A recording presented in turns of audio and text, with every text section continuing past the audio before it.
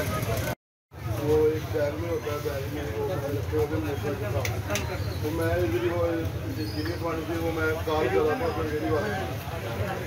तो वो मैं आगे खड़ा हुआ मैं डेरी वाले फ़ोन कर रहा था कि चीनी गिलास में मैं छोटी सा कैज फिर बाई तरह के बगैर फिर अगे निकला पर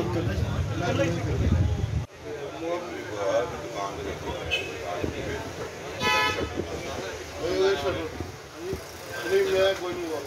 नहीं कोई आइडिया नहीं उसके अपने जो वारदात हुई तो ठीक 2 या 5 मिनट पहले 5 मिनट